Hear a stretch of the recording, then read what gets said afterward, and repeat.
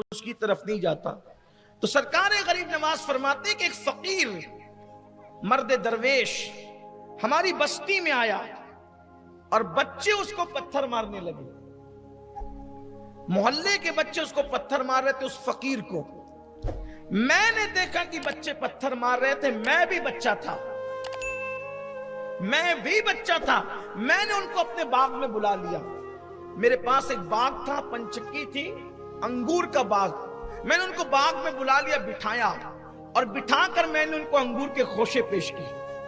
میرے ہم عمر بچے ان کو پتھر مار رہے تھے, میں نے ان کو انگور دیے.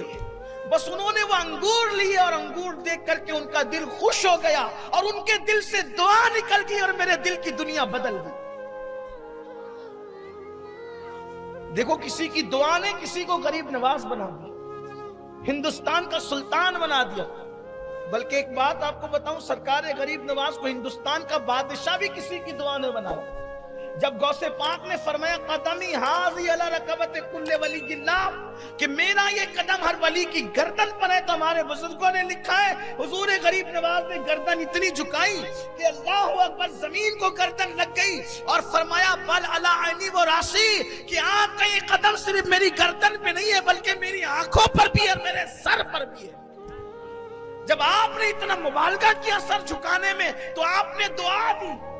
سرکار غوث العظم دستگیر نے دعا دی. دیکھو دل خوش کیا نا تو دعا دی. اللہ غیاث الدین کے بیٹے نے گردن جھکانے میں سبقت کی ہے. مولا میں نے اس کو ہندوستان کی بادشاہت قیامت تک کے لیے عطا کر دی. دیکھیے آپ یہ دعائیں ہیں, دعائیں کہاں کہاں لے جا رہی. ابھی میں نے وہ فقرہ پڑھا غوث پاک کا, قدمی حاضی علی رکبت کل ولی اللہ, اس میں بھی کسی کی دعا ہے. اب آپ آگے بڑھتے جائیں, دیکھو یہی کہتے ہیں دعا لینا سیکھو, دعا کروانا نہیں. یہ مل مل کے کہتے ہیں دعا میں یاد رکھنا, دعا میں.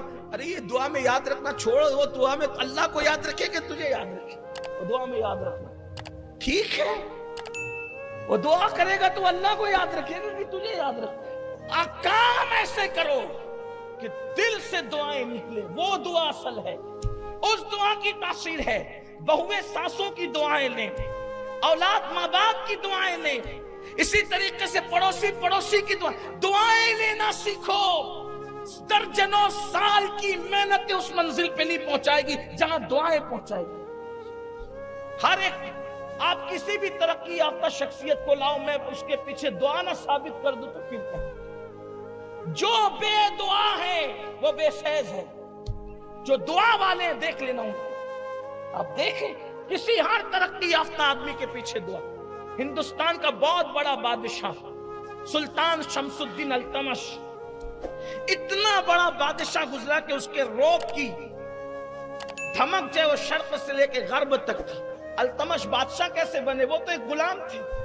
شمس الدین التمش بادشاہ کیسے بنے, غلام تھے. خواجہ قطب الدین بختیار کاکی اور شیخ شہاب الدین عمر سہروردی دونوں ایک درخت کے نیچے دونوں بزرگ بیٹھ کے باتیں کر رہے تھے. ان کے مالک نے, شمس الدین کے مالک نے کہا کہ بیٹا ذرا جلدی جانا, فلاں کام کر کے آنا. یہ گھوڑا لے کر کے نکلے تو دیکھا کہ دو اللہ والے بیٹھے ہوئے. سوچا یہ نیچے بیٹھے, میں اوپر بیٹھ کر کے چلا جاؤں. توجہ کرنا میرے جوانوں, توجہ کرنا.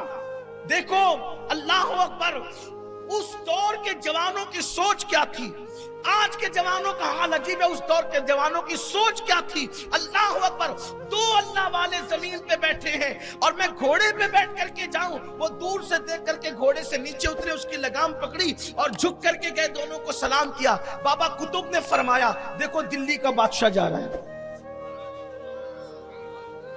دلی کا بادشاہ جا رہا ہے. کسی نے ٹوکا حضرات وہ تو کوئی غلام ہے, غلام. وہ کیا فرمایا فقیر کی زبان سے نکل گیا, جس نے ہمارا ادب کیا اللہ سے دعا اللہ اس کو دلی کا بادشاہ بنا.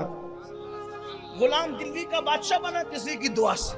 دیکھو یہ دعا ہے, ترقی میں دعا.